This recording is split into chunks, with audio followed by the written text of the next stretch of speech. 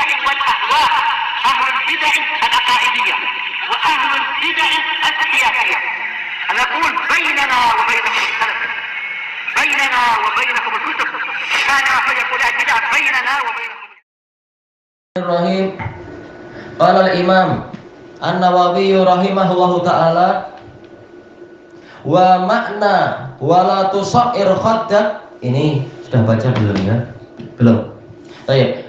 Yaitu apa? Penafsiran Imam Nawawi. Dan makna ayat wala tusair khaddaka linnas, dan janganlah engkau palingkan pipimu untuk manusia, ayatu miluhu wa tu'ridu bihi anin nas, yaitu engkau mencondongkan pipimu dan memalingkan pipimu itu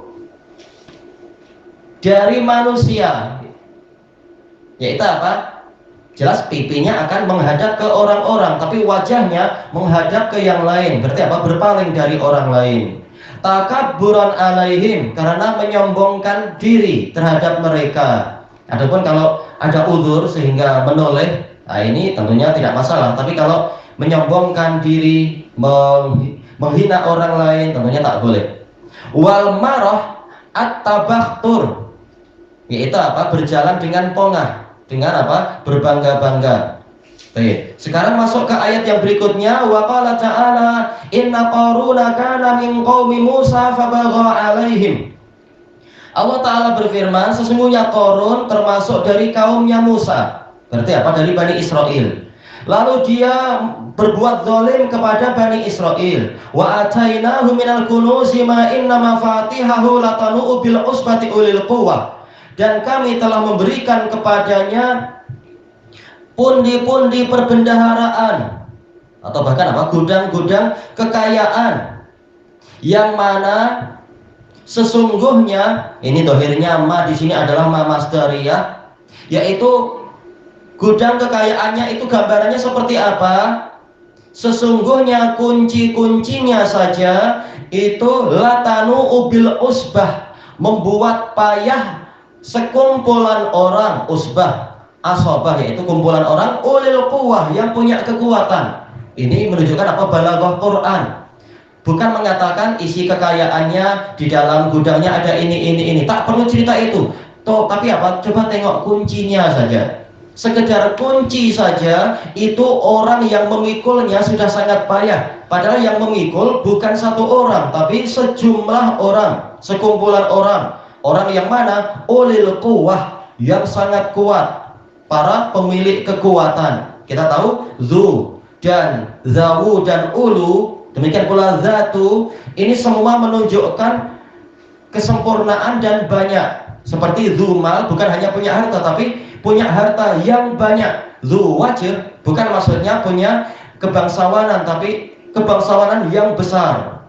Berarti kalau ulil quwwah bukan hanya punya kekuatan, tapi punya kekuatan yang besar. Sekedar kunci saja membuat payah sekumpulan orang yang kuat. Bagaimana isinya? Itu pun pakai apa? Sigat muntahal jumu, bukan miftah satu kunci, tapi apa? Kunci yang sangat banyak. Bukan pakai jam'u qillah, tapi jam'u kasroh, mafatih. Jadi memang tak mampu kita membayangkan bagaimana itu. Baik. Itu baru kuncinya. Kemudian apa? Idqala lahu qaumuhu la tafrah. Ketika kaumnya mengatakan jangan engkau berbangga-bangga. Innallaha la yuhibbul farihin. Karena sesungguhnya Allah tidak menyukai orang yang berbangga-bangga. Baik, ini Allah Ta'ala masukkan di dalam surat Al-Qasas. Awalnya bicara tentang orang-orang yang merusak di bumi dan meminta ketinggian, mencari ketinggian dan menghina orang lain, yaitu apa? Fir'aun. Sementara kemudian di akhir-akhir cerita, karena tentang Qarun ini sudah sangat dekat dengan akhir surat Al-Qasas, ini juga cerita tentang orang-orang yang mencari ketinggian dengan cara menghina orang lain. Disebutkan oleh Syekhul Islam Ibnu Taimiyah di dalam Majmu'ul Fatawa, awal surat Qasas itu bicara tentang Fir'aun yang Allah berfirman, Inna fir'auna ala fil ard. Sesungguhnya Fir'aun itu ala fil ard, yaitu apa? mencari ketinggian dengan cara menghina kaum yang lain. Sementara untuk Qarun, setelah membicarakan kisah Qarun sampai ditenggelamkannya dia, Allah berfirman, tilkad darul akhiratu naj'aluha lilladzina la yuriduna uluwan fil ardi wala fasada wal aqibatu lil muttaqin. Negeri akhirat itu kami jadikan untuk orang-orang yang tidak menginginkan ketinggian dengan pola tadi, yaitu menghina orang lain di bumi, dan tidak pula menginginkan membuat kerusakan di bumi, dan kesudahan yang bagus adalah untuk orang-orang yang bertakwa. Kata Syekhul Islam, di sini ada kesesuaian yang bagus di dalam surat Al-Qasas itu. Fir'aun tatkala dia mencari ketinggian dengan cara menghina orang lain melalui kekuasaannya, hasilnya apa? Dia binasa. Qarun, dia mencari ketinggian di bumi dengan cara menghina orang lain, dengan cara melalui apa? Kekayaannya. Ternyata ujung akhirnya juga kebinasaan. Maka ini pelajaran yang sangat penting. Baik. Setelah Allah cerita tentang Fir'aun dan tentang hari kiamat dan sebagainya, lalu Allah cerita tentang Qarun. Inna Qaruna kana min qaumi Musa. Nah, ini muskilah. Yaitu apa? Kalau tadi masih ada sisi yang layak dimaklumi barangkali, yaitu memang Bani Israel mereka tinggal di Mesir, mereka sekedar apa? Pendatang, dan Mesir itu didiami oleh penduduk asal yaitu Egypt, yang pemimpinnya adalah Fir'aun. Ada sisi udzur, walaupun bukan udzur betul-betul, tapi apa? Wajar, dia adalah yaitu apa? Penduduk asli di situ. Bahkan dia rajanya, maka dia menindas yang lain masih sedikit dimaklumi. Tapi yang jadi masalah sekarang, ternyata di tengah-tengah Bani Israel sendiri ada yang polanya seperti itu, yaitu Qarun. Dia suka menindas orang lain melalui kekayaannya, padahal dia adalah kaum mereka sendiri. Ini pengkhianat, sebagaimana yang diisyaratkan di dalam surat Al-A'raf. Tentang apa? Tafsir dari min fir'auna wa malaihim. Tidak ada yang beriman kepada Musa kecuali para pemuda, ya, para pemuda Bani Israel, dalam keadaan mereka takut kepada Fir'aun dan takut kepada bangsawan mereka. Mereka kembali ke Bani Israel. Di antaranya adalah Qarun itu, para termasuk apa? Pengkhianat. Dan itu sering terjadi. Kalau ada penjajah dari negara lain, justru apa? Sebagian bangsawan dan orang kaya dari yang dijajah justru bersekongkol dengan para penjajah, menjadi penjilat dan pengkhianat untuk menindas kaumnya sendiri. Makanya dikatakan di sini fabagha alaihim. Qarun yang mana dia dari Bani Israel justru berbuat zalim kepada Bani Israel, bergabung dengan Fir'aun. Makanya Allah gabungkan di dalam Al-Quran wa Qaruna wa Fir'auna wa Hamana dan seterusnya, itu membicarakan tentang dibinasakannya tiga orang tadi. Tatkala mereka berserikat di dalam kebatilan, walaupun Qarun itu dari Bani Israel, maka apa? Mereka semuanya dibinasakan, tiga orang itu. Min qaumi Musa, dari kaumnya Musa. Diriwayatkan oleh Imam Ibnu Jarir dan lain-lain dengan sanad yang sahih dari Ibnu Abbas radhiyallahu anhuma bahwasanya Qarun ini adalah anak dari pakciknya Musa, yaitu apa? Berarti masih saudara sepupu. Dan ini pendapat jumhur, pendapat Ikrimah, pendapat Ad-Dhahhak, pendapat Qatadah dan lain-lain. Walaupun kenyataannya kita tak tahu, tapi apa? Paling tidak sanadnya sudah sahih dari Ibnu Abbas dan jumhur para salaf. Salah atau betul, insya Allah ini tidak merugikan kita, karena sebagian yang lain, Ibnu Ishaq, dan tidak menyebutkan sanadnya dan dia mudallis, mengatakan Qarun ini pakciknya Musa. Terserah mau yang ini atau yang itu, kita tak rugi. Tapi dari sisi kekuatan sanad lebih kuat pendapat jumhur, yaitu apa? Ini saudara sepupunya Musa. Wallahu a'lam untuk masalah itu. Fabagha alaihim, lalu dia berbuat zalim pada mereka. Bani Israel sedang tertindas dan kebanyakannya fuqara, bukan dibantu dan dibela dan diperjuangkan, justru malah sekalian ditindas oleh Qarun. Wa atainahu minal kunuzi ma inna mafatihahu latanu bil usbati ulil quwwah. Dalam keadaan kami berikan kepada, ini maunya wahaliyah, kami telah berikan kepada Qarun kekayaan yang melimpah ruah. Intinya adalah itu. Dan ini adalah sebagai istidraj. Dia zalim, tapi apa? Diberi kekayaan oleh Allah. Agar apa? Agar mencapai puncak kezaliman lalu disiksa dengan siksaan yang paling keras dan paling menyakitkan di dunia dan juga di alam kubur dan di akhirat. Dan ini menunjukkan tentang sangat kafirnya orang ini, yang mana dia diberi nikmat bukan untuk bersyukur, tapi justru malah menggunakan nikmat itu untuk berbuat zalim. Kemudian Allah Ta'ala menyebutkan yang tadi sudah diceritakan itu, sedikit gambaran tentang kekayaan Qarun yang melimpah ruah itu. Kemudian kaumnya memberikan nasihat, terutama orang-orang solehnya, la tafrah, jangan engkau berbangga-bangga. Al-farah terbagi dua, kata para ulama, yaitu farahun mahmud dan farahun madmum. Farah yang terpuji, yaitu apa? Gembira dengan nikmat Allah, dan ini bagus. Sebagaimana dalam firman Allah Ta'ala, qul bifadlillahi wa birahmatihi fabidzalika falyafrahu. Katakanlah, dengan kurnia Allah dan dengan rahmatnya, dengan itulah hendaknya mereka gembira. Ini gembira yang bagus, karena apa? Mensyukuri nikmat Allah, mengakui itu dari Allah. Ini farah yang terpuji. Yang kedua adalah apa? Farah yang tercela. Oh, habis yang di situ.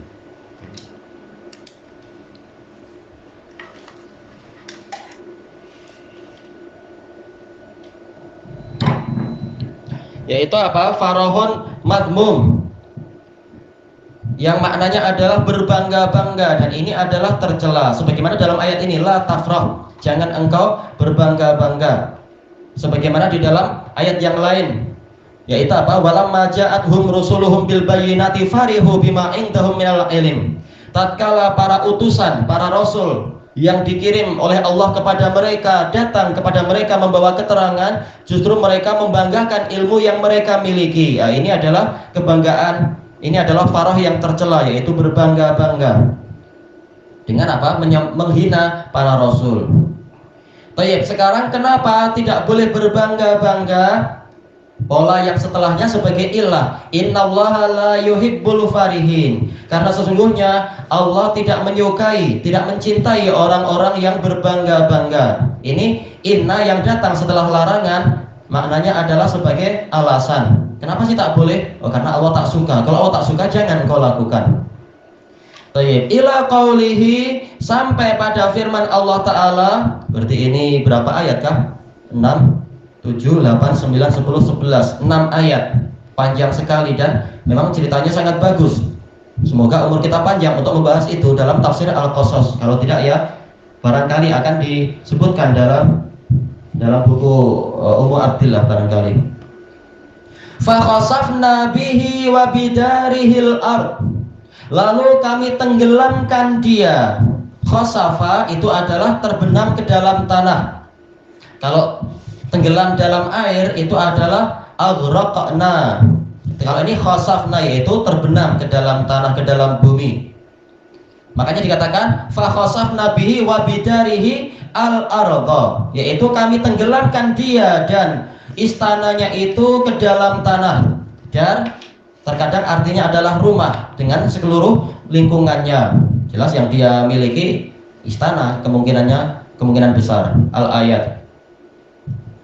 Baik. Dan di antara rangkaian ayat itu Allah Ta'ala telah sebutkan awalam ya'lam annallaha qad ahlaka min qablihi minal quruni man huwa asyaddu minhu quwwatan wa aktsaru jam'a. Apakah dia tidak tahu bahwasanya kami telah membinasakan sebelum dia generasi-generasi yang mereka itu lebih banyak kekuatannya dan lebih banyak pengumpulan hartanya. Jadi Qarun ini bukan orang terkaya di dunia. Umat-umat sebelum itu sudah ada yang mencapai lebih besar lagi. Ternyata tidak mampu menghalangi Allah Ta'ala dari azab. Dan kekayaan tadi tidak mampu melindungi mereka dari kemurkaan Allah. Baik, orang-orang zaman sekarang mereka merasa heran kenapa ada ditemukan fosil yang di situ ada benda-benda yang ini hanya diketahui di zaman modern. Lalu mereka mengatakan oh ini dari alien god, ada alien dari planet mana datang. Padahal ini semua adalah sekedar khayalan yang tidak ada buktinya, alien-alien dan sebagainya itu. Tetapi Tetapi apa? Allah sudah mengisyaratkan tentang umat-umat terdahulu yang lebih kaya, lebih kuat dan sebagainya. Baik. Dan juga dalam ayat yang lain yang mana Allah Ta'ala telah berfirman, wa ma balaghu mi'syara ma atainahum. Sementara mereka yaitu apa? Yaitu umat Muhammad SAW belum mencapai 1/10 dari apa yang kami berikan kepada umat-umat yang dibinasakan sebelum mereka.